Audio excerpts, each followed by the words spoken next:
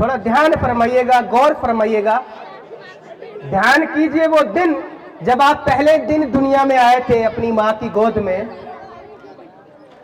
उस दिन ना आपको ये पता था कि सुदामा नाम का कोई व्यक्ति इस दुनिया पे है, ना श्री कृष्ण को आप जानते थे। पहले दिन जैसे जैसे हम बड़े होते जाते हैं, हमको कहानियों के माध्यम से हमारे माता पिता, हमारे गुरु संत महात्मा हमको शिक्षाएं देते, सिखाते हैं।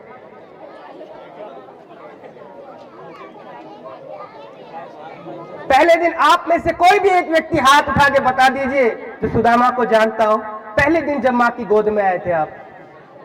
नहीं, 13, 14, 15 साल तक हमें कुछ नहीं पता होता, खेलने कूदने खाने पीने में मस्त होते। जैसे बच्चे देख लो, इनको कोई सुदामा से कुछ नहीं लेना, श्री कृष्ण ये आनंद ले रहे हैं अपने जीवन का। जवानी आती है, लोग घर में काम धंधा कुछ करने के लिए माँ बाप शिक्षा देते, बेटा कुछ अपने पैरों पे खड़ा हो जा, और उस पैरों पे खड़ा करने के लिए उसको भगवान की ओर भी खींचते हैं। फिर जब वो वृद्ध अवस्था में आता है तो फिर उसको तब ध्यान आता है कि अब मेरे को भगवान का नाम लेना चाहिए। सारी जिंदगी, सारी समय शक्ति तो मेरी नष्ट हो गई संसार में, लेकिन अब मेरे को ईश्वर को प्राप्त करना है। अब बस इस धंधा दौरी को छोड़। नहीं, यहाँ जितनी भी आज दुनिया में लोग हैं, ये दो द्वारपाल खड़े थे, ये कौन थे? भगवान के महावाक्य, एक ही महावाक्य सुनाऊंगा, ज्यादा नहीं, हम तो रोज सुनते हैं। एक ही महावाक्य, मन कितना शांत है। जिसका मन शांत है, सिर्फ भगवान की अनुभूति, भगवान से बात वही कर सकता है। जैसे कि ये बैठे हमारे सामने, इनके मन साइलेंट थे, इनको दीन दुनिया से कोई मतलब नहीं था। उस मालिक की याद रहती थी 24 घंटे।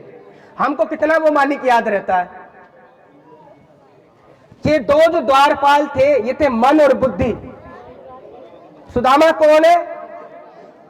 सुदामा कौन है? आपने तो शरीर देखा, लेकिन आप जरा विचार कीजिए, हम खुद ये पूरा जीवन काल एक लाइन बोलते हैं कि ये मिट्टी का पुतला है, मिट्टी में ही मिल जाएगा। सब बोलते हैं। आप में से कितने लोग मानते हैं कि हम मिट्टी हैं? मानते हैं कि हम मिट्टी हैं और किस में मिल जाएंगे? मिट्टी में मिल जाएंगे। क्या अपने दिल से, सच्चे दिल से विचार कीजिए, क्या वास्तव में हम मिट्टी हैं? मिट्टी है, कुछ और है? विचार कीजिए थोड़ा। पहले हम भी यही सोचते थे, खाली हाथ आए हैं, खाली हाथ जाना है, कौन क्या ले गया है इस दुनिया से। नहीं, हम बहुत कुछ लेके आए थे और बहुत कुछ लेके जाएंगे। ये मिट्टी का जो शरीर है, एक जन्म का है, लेकिन इस शरीर को जो चलाने वाली सत्ता है, जो शक्ति है, जो चैतन्य आत्मा है, वो कभी मरती नहीं, वो परमानेंट है। वो शरीर बदलती है, ये शरीर टेम्परेरी है, एक जन्म का है।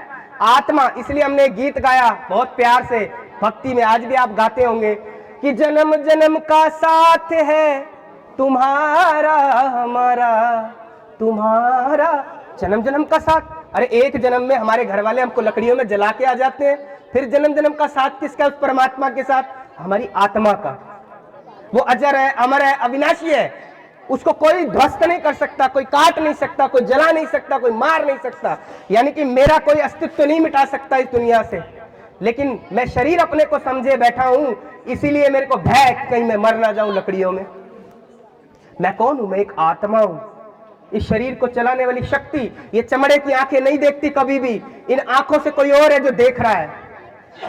कभी मैंने किसी मुर्दे को नहीं देखा कि वो देख रहा हो। उसके परिवार वाले रोते हैं, कभी वो नहीं कहता कि तुम चुप हो जाओ, क्यों रो रहे हो? कहता है कभी? आत्मा निकली, शरीर जड़, कुछ भी नहीं है इसमें। ये हड्डी मांस का मलमूत्र का एक पोथड़ा है सिर्फ, और कुछ नहीं है। आत्मा है सब कुछ। इसलिए हम यहाँ तिलक भी लगाते हैं। तो मैं आत्मा अपनी शांति के लिए, देखिए कोई शरीर छोड़ता है, हम कहते हैं कि भगवान इसकी आत्मा को शांति देना। अब आपको शरीर छोड़ने के बाद शांति चाहिए या इसी शरीर में जीते जी चाहिए? आप बताइए। हर व्यक्ति चाहता है भगवान मेरे घर में सुख शांति हो, मेरे जीवन में सुख शांति, मेरे बच्चे शांत रहें। हर व्यक्ति चाहता है, लेकिन आएगी कहां से? जब तक आप अपने आप को नहीं जानेंगे, उस मालिक को नहीं जानेंगे, उससे कनेक्शन नहीं जोड़ेंगे अपना, जो हम सिखाते हैं, हम भी सीख रहे हैं सहज राजयोग। हम सिर्फ यहाँ आपको सार में बता रहे हैं लेकिन आपको सेंटर पे जब आप आएंगे वहां प्रैक्टिकल आपको सिखाया जाएगा। जो मैं आपको बता रहा था, जाने किससे बातें करे हवाओं में, मैं भी, मेरी बड़ी इच्छा थी मैं उससे बात करूं और मेरे को शांति मिले मेरी आत्मा को। लेकिन जब बात हुई ना उससे तो मन शांत हो गया, भटकना बंद हो गया उसका। और जैसे ही मन शांत हुआ, उस ईश्वर की अनुभूति हुई, एकदम संसार अच्छा लगने लगा। अरे ये भी मेरे घर के सदस्य हैं, ये भी मेरे घर के सदस्य हैं, हम सब एक बाप के बच्चे हैं, सबका मालिक ईश्वर अल्लाह वाहे गुरु, चाहे कहो श्री राम, मालिक सबका एक है, बस अलग अलग है। क्या इस नजर से देख, उस नजर से देख, तुझे तेरा एक नजर आएगा, और मन की आंख से देख बंदे, तुझे तेरा भगवान यही नजर। हम कौन सी आंखों से देख रहे हैं उसको? ये चमड़े की आंखों से नहीं दिखाई देगा, मन की आंख से देख। तो मन की आंख कौन सी है? राजयोग में बताया जाता है। तो सुदामा कौन? माना हम आत्मा, मन बुद्धि।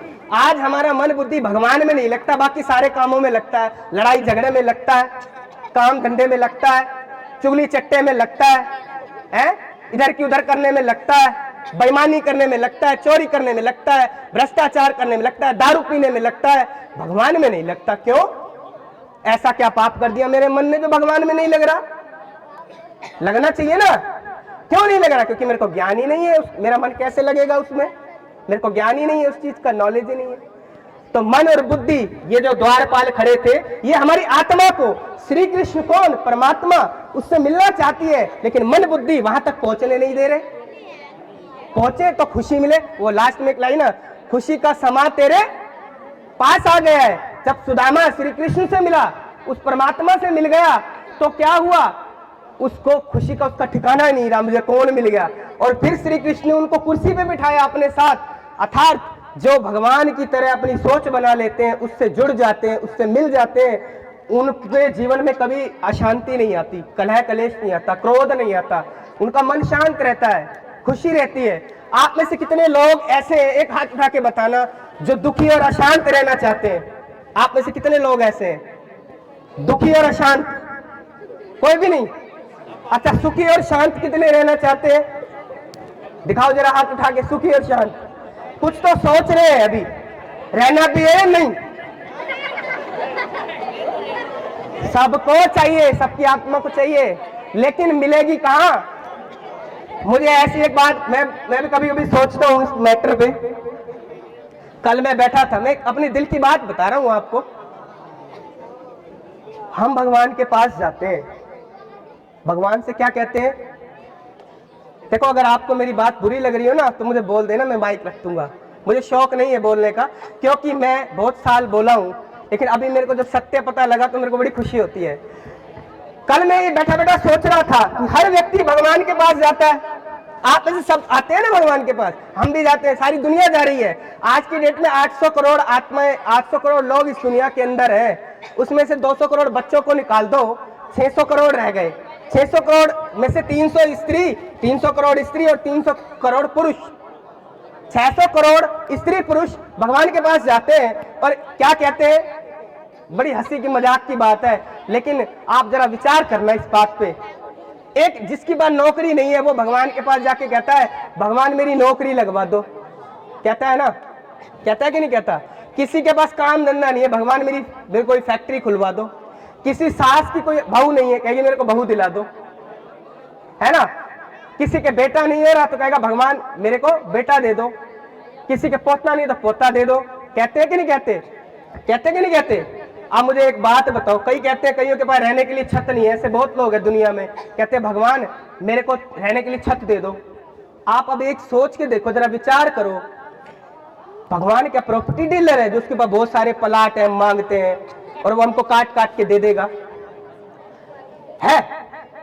आप सोचो, उसके पास कितने पोते खिला रहा है वो, कितने बच्चे खिला रहा है, एक उसको दे दूं, एक उसको दे दूं और एक उसको दे दूं, कितने खिला रहा है वो, कितने बच्चे खिला रहा है ऊपर बिठा के, दो इसको भी दे दूं और उसको भी दे दूं? नहीं है। कोई बच्चा नौकरी के लिए जा रहा है, मेरे को भगवान का अपॉइंटमेंट लेटर लेके बैठा है बहुत सारे, आजा बेटा तेरी बहुत अच्छी भक्ति है, तेरी बहुत अच्छा प्यार है, ये ले जा एक मेरे से। नहीं नहीं, ये हमारी, हम पहले दिन आप जब दुनिया में आए थे, सोच के देखो, आपने भगवान से कुछ मांगा था जब पहले दिन दुनिया में आए थे? लेकिन जैसे जैसे बड़े होते चले गए, है ना, बड़े होते चले गए, हमको सिखाया गया, वही सीखते चले गए और वही करते चले गए, लेकिन कभी सत्य को जानने की कोशिश नहीं की। मैं कल विचार कर रहा था इस बात पर बड़ी गहराई से। मैंने कहा भगवान इतने सारे प्लाट तेरे हैं तो एक आधा मेरे को भी दे दे। नहीं, भगवान के पास क्या है? इतनी शक्ति हमें देना दाता, मन का विश्वास, यही गाते हैं ना, यही गाते हैं। तो उसके पास क्या है? शक्तियां हैं, उसके पास क्या है? गुण है, उसके पास क्या? शांति है, उसके पास आनंद है। ये सारी चीजें उसके पास है जो पूरी दुनिया में आप लाखों रुपया देके भी नहीं खरीद सकते। शांति कहीं खरीद सकते हो? प्लाट तो खरीद सकते हो, बच्चा गोद ले सकते हो, थोड़ी मेहनत करो तो नौकरी भी मिल जाएगी, लेकिन हम ये सब चीजें भगवान से मांगते हैं, लेकिन जो मांगना चाहिए वो मांगते नहीं है। क्या चाहिए हमको? शांति चाहिए, सुख चाहिए। वो उसकी सिर्फ एक ही दुकान है और वो दुकान है प्रजापिता ब्रह्मा कुमारी ईश्वरी विश्वविद्यालय। आप, मुझे तो मिल गई, आप सब कुछ दुकान पे आएंगे तो शायद आपको भी मिल जाएगी। इतनी सी बात के साथ मैं आप सबको अपनी वाणी को विराम देता हूँ। ओम शांति।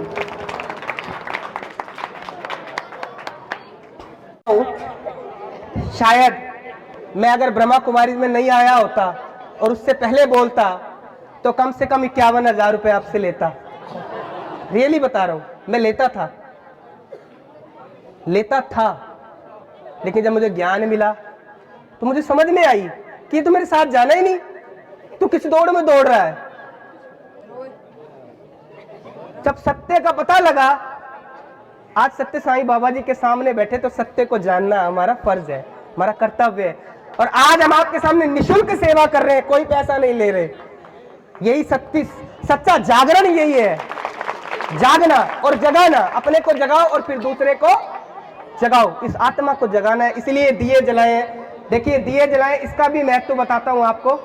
ये जो मिट्टी का दिया है ना, ये शरीर मिट्टी है और आत्मा इसमें ज्योत है, बत्ती। दो चीजें हैं, एक मिट्टी और एक बत्ती।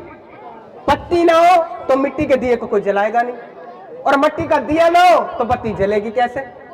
ऐसे ही शरीर और आत्मा दो चीजें हैं। ये शरीर है तो आत्मा है, और आत्मा अगर नहीं है तो शरीर। अब हमें शरीर की पूरी नॉलेज है, लेकिन आत्मा की नॉलेज तो ये दिया नहीं। ये दिया तो आपने आज जला दिया, लेकिन अभी कौन सा दिया जलाना है? ये भीतर का दिया। ये जल गया तो रोशनी हो जाएगी अंदर ही अंदर। असत्य बाहर और सत्य भीतर, अज्ञान बाहर और ज्ञान भीतर। तो आइए इतने शब्दों के साथ मैं अपनी वाणी को विराम। शब्दों से हमें सत्यता का भी परिचय करवाया और हमें कई बातों से अवगत कराया। संसार में हम खाली हाथ नहीं आए हैं, है ना, और ना ही खाली हाथ जाना है। हम आत्मा चैतन्य शक्ति जो कभी सर्वगुण संपन्न बनकर इस धरा पर आई थी और ऐसे की ऐसे ही हमें वापस जाना है। इसके लिए हमें राजयोग मेडिटेशन का अभ्यास करना है। जैसे कि अभी हम सब ने सुना कि शरीर एक दिया है और आत्मा इसमें ज्योत का काम करती है।